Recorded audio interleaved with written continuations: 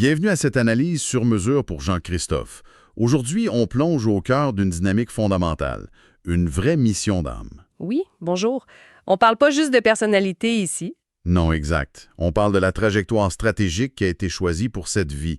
Un passage héroïque d'un archétype qui est déjà maîtrisé vers un tout nouvel horizon. C'est ça. On va décoder le voyage qui mène du, disons, guerrier solitaire au partenaire sacré. Faut voir ça comme une boussole interne qui pointe pas vers le facile, mais vers la plus grande zone d'évolution. Et pour Jean-Christophe, ce n'est pas un chemin de tourpeau, j'imagine. Pas du tout. C'est un réacteur à haute tension.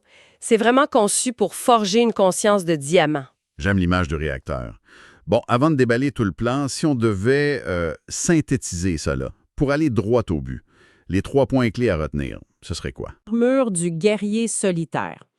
C'est un héritage qui est puissant, de son nœud sud en bélier, qui est en plus renforcé par Saturne. Donc, l'indépendance, l'autosuffisance, c'est ses réflexes par défaut. Exact. Deuxièmement, sa mission de vie. Toute sa croissance future, mais vraiment toute, dépend de sa capacité à maîtriser l'art du nous. Son nœud nord en balance. Oui, ça l'appelle à quitter l'isolement pour le partenariat. Il a vraiment atteint les limites de ce qu'il pouvait apprendre tout seul. D'accord.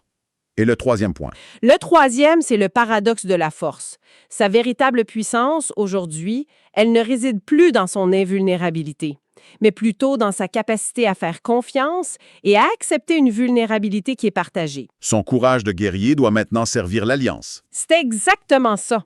OK, parfait. Alors, déballons ça. Ce concept de guerrier solitaire, ce n'est pas juste un trait de caractère. C'est plus profond. D'où est-ce que ça vient exactement? Ça vient de l'axe karmique de l'âme. Le point de départ, le nœud sud, est en bélier, en maison 1. OK, et ça, en langage clair, ça veut dire quoi? Ça veut dire que sa zone de confort, c'est l'expertise des vies passées. C'est l'initiative, la survie en solo, l'autonomie radicale. C'est le réflexe de se dire « je peux le faire seul ». Même « je dois le faire seul ». Oui. C'est ça, pour que ce soit bien fait. Et les sources mentionnent que Saturne, le seigneur du karma, est juste là, conjoint à ce nœud sud. Ça doit jouer un rôle majeur, non? Ah, c'est le cœur du réacteur dont on parlait. Saturne en bélier s'agit comme un corset orthopédique pour l'âme.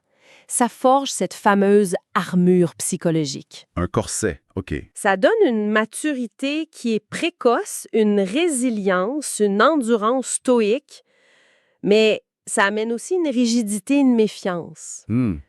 Et surtout, ça ancre une peur qui est profonde, la peur de ne pas être à la hauteur, d'être faible ou d'être dominé. Fait que cette armure protège, mais elle isole. Alors, si le passé, c'est ce guerrier en armure, c'est ici que ça devient vraiment intéressant. C'est quoi la destination? La destination, c'est le nœud nord en balance en maison 7. C'est la mission sans équivoque de cette incarnation. La collaboration, l'harmonie, la diplomatie. Passer du jeu au nous. C'est ça. Les sources sont claires. L'autre est son chemin vers l'éveil.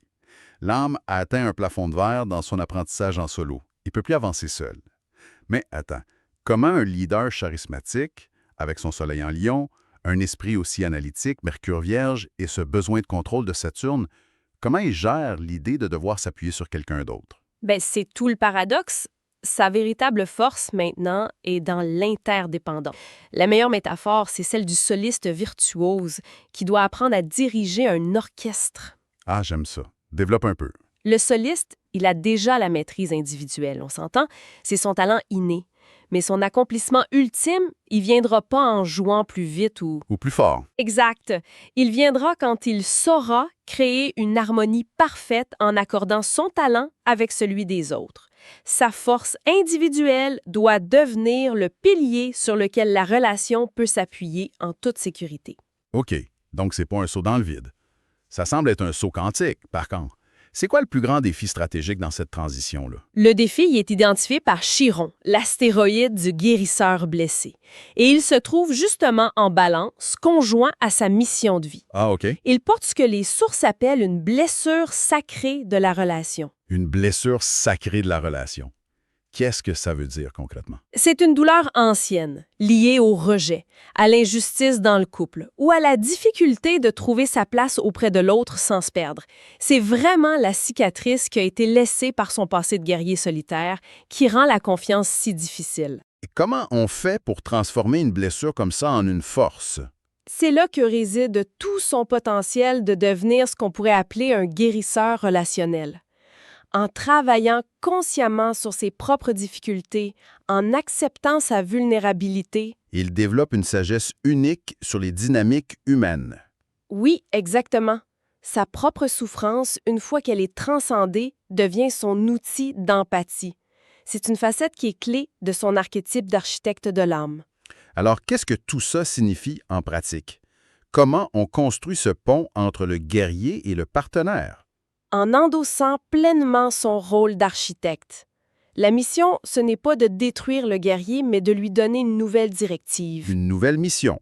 Oui, utiliser son courage, non plus pour défendre une forteresse pour un, mais pour bâtir une cathédrale pour deux. On peut penser à un pont suspendu. D'accord? Les piliers d'acier, c'est son autonomie. Ils sont essentiels. Mais c'est la flexibilité des câbles, donc sa vulnérabilité, sa coopération, qui permet au pont de résister au vent. C'est un équilibre constant, donc c'est pas un état final. Jamais. C'est un équilibre dynamique. C'est comme apprendre à conduire avec le frein et l'accélérateur en même temps. C'est une tension de son thème. Ce qui doit créer une frustration, parfois. Clairement. Mais il doit transformer cette frustration, cette friction interne, en une endurance et une force stratégique qui sont exceptionnelles. Super. Rendons ça encore plus concret. Si on voulait donner 3 actions stratégiques pour la semaine à venir, on commencerait par où? OK. Action numéro 1. L'inventaire du nous. Cette semaine, identifier une situation où le réflexe, c'est d'agir seul. Juste une. Consciemment, faire une pause et poser la question. Qui pourrait enrichir cette idée ou partager ce fardeau? L'objectif, c'est pas de déléguer par faiblesse, c'est d'inviter à la collaboration par force. OK, j'aime ça. La deuxième. Le risque calculé de la vulnérabilité. Il s'agit de choisir une personne de confiance et de partager une incertitude mineure. Quelque chose qui serait normalement gardé derrière l'armure. Pas besoin de tout déballer. Non. Juste s'entraîner à abaisser le pont-levis, ne serait-ce que d'un tout petit peu, et d'observer ce qui se passe. C'est un entraînement, une musculation. C'est ça. Et la troisième action? La troisième, c'est de redéfinir la force du guerrier. Dans un moment de stress, au lieu du mantra « je dois gérer ça seul », le remplacer par « comment puis-je utiliser ma force pour protéger notre espace commun ». Ah, c'est un changement de perspective complet. Ça canalise l'énergie du bélier non plus au service de la survie individuelle, mais de la solidité de l'alliance. Excellent. Pour conclure, une dernière pensée à méditer. Le plus grand acte de courage pour le guerrier solitaire n'est pas de remporter une autre bataille, c'est de déposer les armes et de faire confiance à celui ou celle qui se tient à ses côtés. La véritable invincibilité, elle ne se trouve plus dans l'armure, mais dans l'alliance.